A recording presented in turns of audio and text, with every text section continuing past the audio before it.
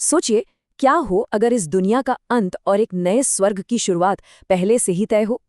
ये कोई कोरी कल्पना नहीं, बल्कि 17 फरवरी 2026 की ब्रह्मा कुमारीज मुरली का मूल संदेश है। चलिए, आज हम इसी दिव्य योजना में गहराई से उतरते हैं, जो मानवता के भविष्य का एक बहुत ही अलग नक्शा हमारे सामने रखती है। तो देखिए, इस पूरी शिक्षा का जो आधार है वो दो दुनियाओं के एक बहुत बड़े फर्क पर टिका है। एक तरफ है मृत्यु लोक, यानी हमारी आज की दुनिया जो दुखों और मौत से भरी है, और दूसरी तरफ अमर लोक, एक ऐसा सुनहरा भविष्य जहां अमरता है, जहां अकाल मृत्यु का कोई नामो निशान नहीं। तो सवाल ये उठता है कि हमारी दुनिया को दुखों की दुनिया आखिर कहाँ ही क्यों गया है। चलिए समझते हैं कि इस शिक्षा के मुताबिक आज के जमाने की असली हालत क्या है। तो ये मृत्यु लोक है क्या आखिर? सीधे शब्दों में कहें तो ये हमारी आज की दुनिया ही है। इसकी पहचान है अशुद्धता, दुख और हाँ, अकाल मृत्यु। मुरली में तो इसे विशस वर्ल्ड तक कहा गया है। मतलब एक ऐसी जगह जहां अच्छे कर्म भी उल्टे पड़ जाते हैं, विकर्म बन जाते हैं और हमें और भी ज्यादा बंधनों में जकड़ लेते हैं।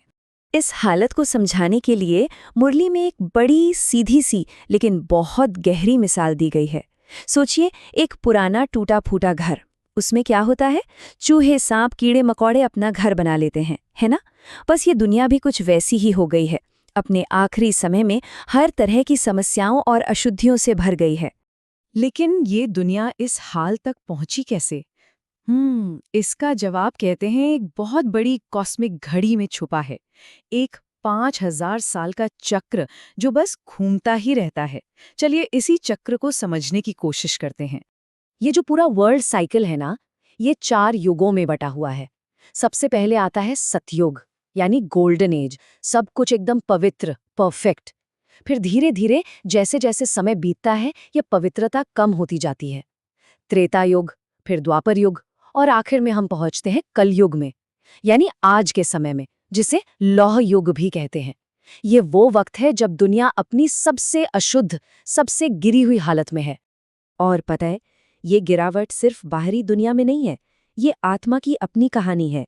जब सतयुग था तो आत्मा सतो प्रधान थी, मतलब सबसे ज्यादा प्योर।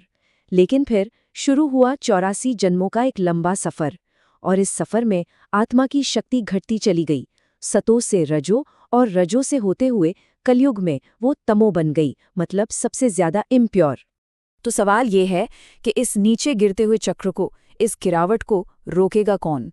मुरली के हिसाब से ये काम सिर्फ और सिर्फ एक शक्ति कर सकती है, परमात्मा, जिन्हें यहाँ बहुत प्यार से बाबा कहा गया है। और इस बड़े बदलाव को लाने के लिए वो एक नहीं बल्कि 3 रोल निभाते हैं। पहला रोल है बेहद के बाप का। अब देखिए, दुनिया में एक पिता अपने बच्चों को क्या देता है? एक घर, थोड़ी जमीन, एक लिमिटेड जायदाद, है ना। लेकिन ये जो सुप्रीम फादर हैं, वो अपने सभी बच्चों को, यानी सभी आत्माओं को, एक नई परफेक्ट दुनिया का बेहद का वर्षा देते हैं, मतलब एक अनलिमिटेड इनहेरिटेंस। दूसरा रोल है सुप्रीम टीचर का, और ये वो ज्ञान देते हैं जो दुनिया की किसी किताब में नहीं मिलेगा।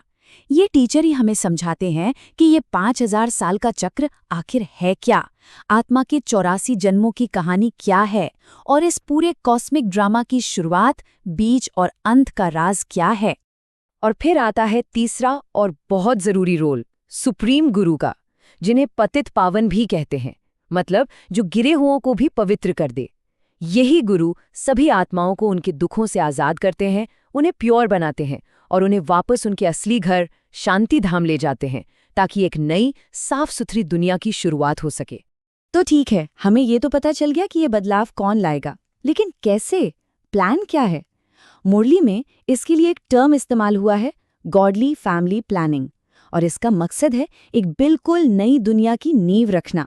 इस प्लान का जो मेन ऑब्जेक्टिव है वो इस एक लाइन में साफ हो जाता है।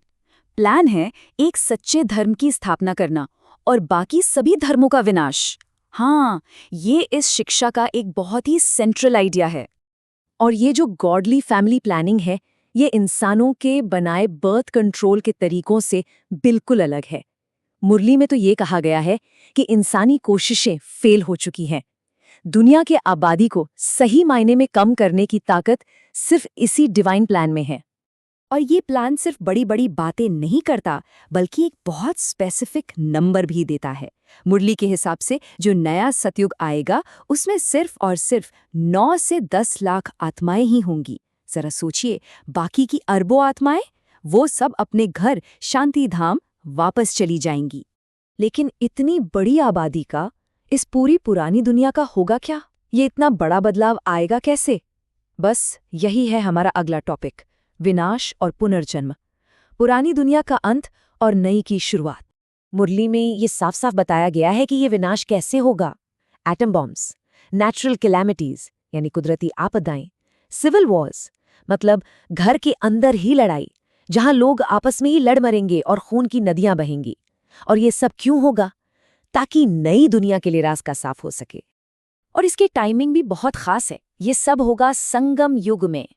ये एक छोटा सा लेकिन बहुत ही जरूरी समय है, जो कलयुग के बिल्कुल अंत और सतयुग की शुरुआत के ठीक बीच में आता है। ये वो वक्त है जब एक तरफ पुरानी दुनिया का विनाश हो रहा होता है और दूसरी तरफ नई दुनिया की नींव रखी जा रही होती है। ये गिरावट सिर्फ रूहानियत में ही नहीं आई है, बल्कि दुनिया की दौलत में भी आई है। जरा देखिए, सतयुग में बेशुमार दौलत थी, यहाँ तक कि घर सोने की ईंटों से बनते थे। फिर आया द्वापर युग, जब यही धन लूट लिया गया, बाहर चला गया। और आज कलयुग में सोना तो जैसे देखने को भी नहीं मिलता। लेकिन यहाँ सबसे जरूरी बात यह है कि ये सब सिर्फ एक बार नहीं हो रहा। ये कोई वन टाइम इवेंट नहीं है, ये एक साइकिल है। जैसा कि मुरली में कहा गया है, हिस्ट्री मस्ट रिपीट।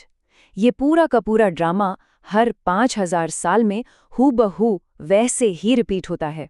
तो आखिर में ये सवाल हमारे सामने खड़ा होता है, अगर ये पूरा कॉस्मिक ड्रामा हर 5000 साल में बिल्कुल वैसे का वैसा ही दोहराया जाता है, तो फिर इस पल का, हमारे इस वर्तमान समय का और इसमें हर एक की अपनी भूमिका का आखिर मतलब क्या है?